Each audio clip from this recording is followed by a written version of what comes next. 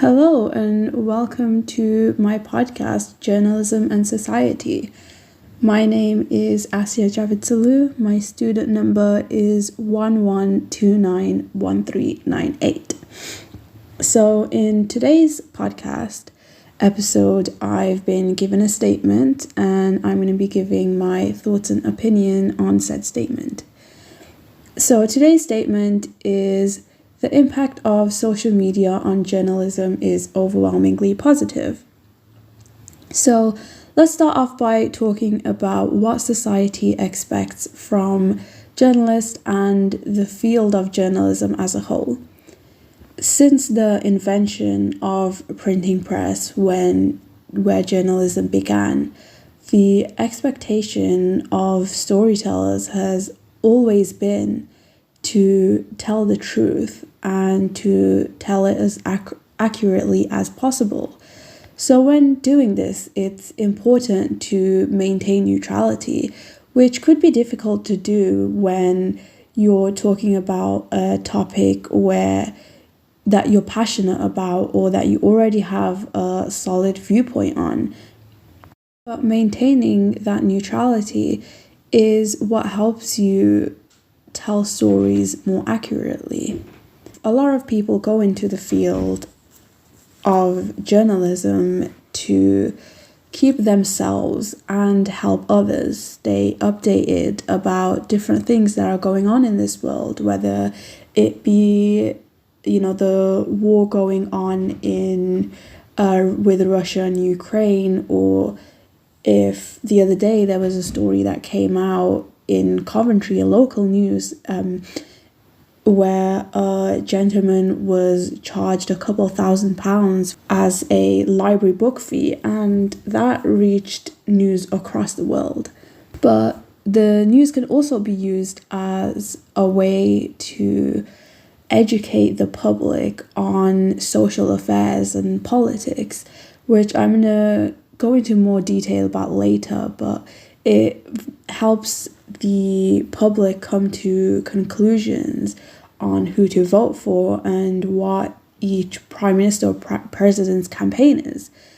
Many companies have started joining in on social media and have overall gotten a very positive feedback. And this is not just for journalists. For example, Ryanair have made a TikTok page where they use different trends, and they've had a overwhelmingly positive feedback.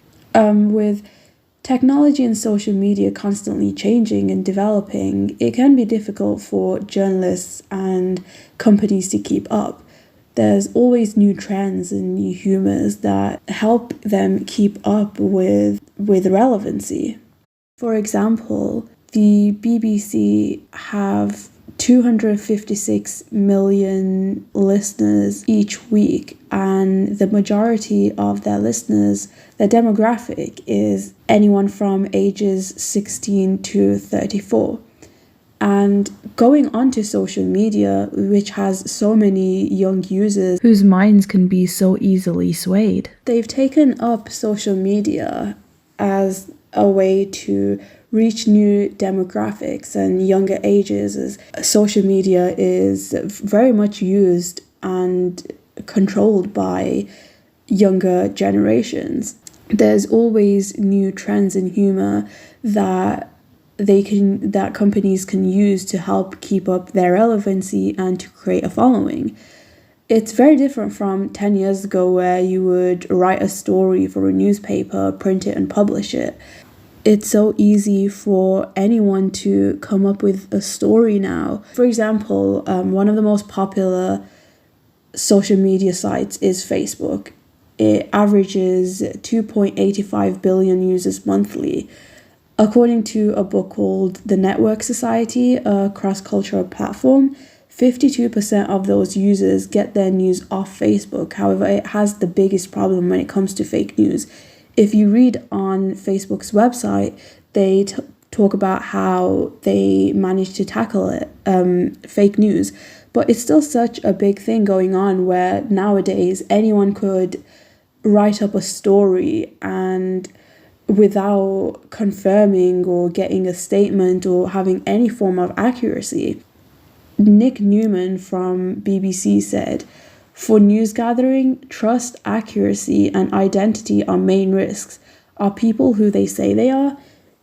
That goes back to me saying anyone could just call themselves a journalist, anyone could get a story without a care for accuracy and upload it, and that is out there to influence minds, which can be really damaging if it's just full of bad news. For example, every week during the COVID-19 pandemic, there were new articles on how different foods could stop you from getting COVID. I remember this is a personal story where my parents and my relatives received a article that was passed down from WhatsApp group to WhatsApp group and eventually got to my family, and the story was about how onions could stop you from getting COVID. So people, as a result, started just eating onions like they were apples. So I had done some research into this, and there's a user on Twitter at TemiEsne73, and she tweeted, "My mum has put an onion in every corner of every room in the house because WhatsApp advised her to. This is the peak of the WhatsApp mother's cult." And it was followed by pictures of onions in the corner of every room. And people had commented on this with pictures themselves about how their mothers are doing the same thing. And there were lots of stories about how different essential oils or diffusers could cleanse your air to keep out COVID. And this was when when COVID just became a thing and there was not much information about it. So people could read anything and believe it. And as a result of this, people started losing their trust in journalists. During the pandemic, especially lockdown, many people relied on technology and social media for entertainment. However, social media was already full of COVID news. It was a big, scary thing that was happening to the world, and lots of people were getting, many people were getting the bad side effects or losing their loved ones because of it. And people were sharing stories of them getting fired or how they're working from home or how they've lost their loved ones.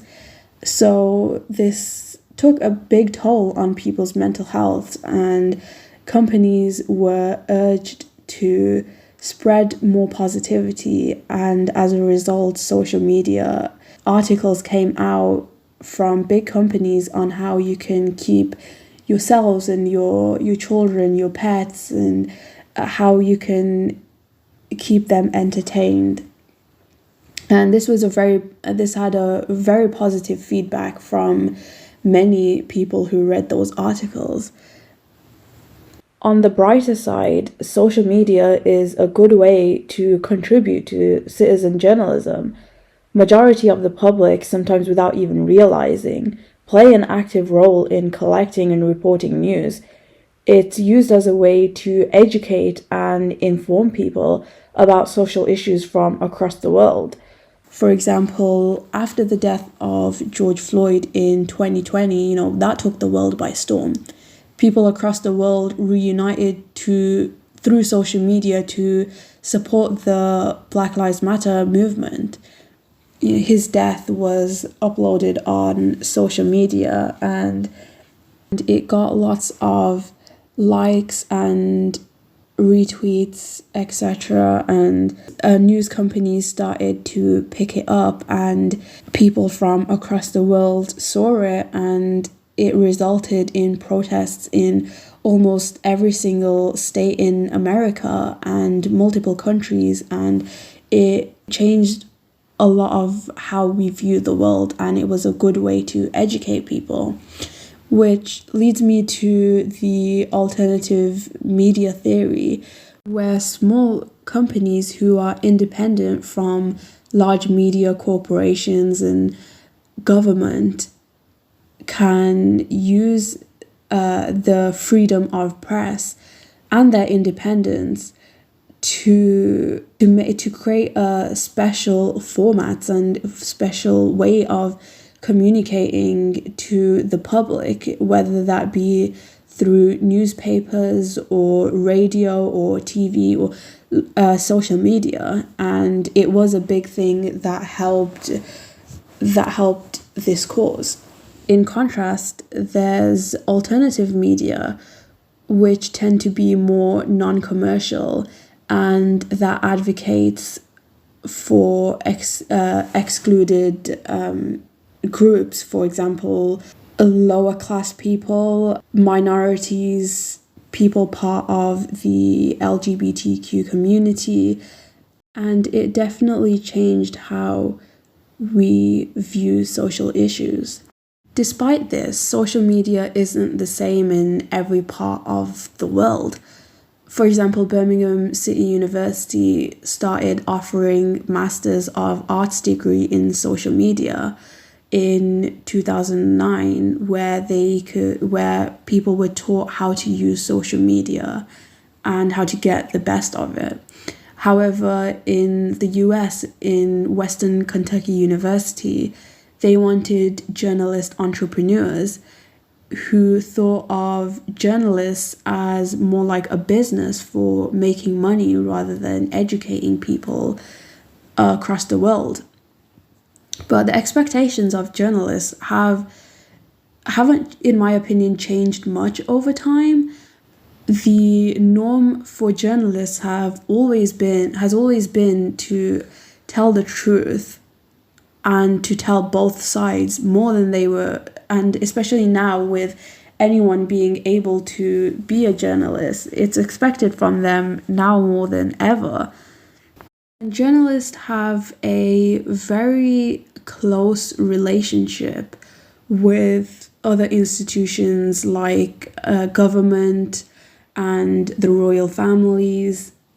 For example, the government have many government-funded news companies. For example, the UK has the BBC and you have others like Fox News. They very much do rely on each other. As I was saying at the beginning, journalists have the ability to look into politicians and help society and tell them about campaigns, what mayors and people running for presidents are aiming for and what their plans are.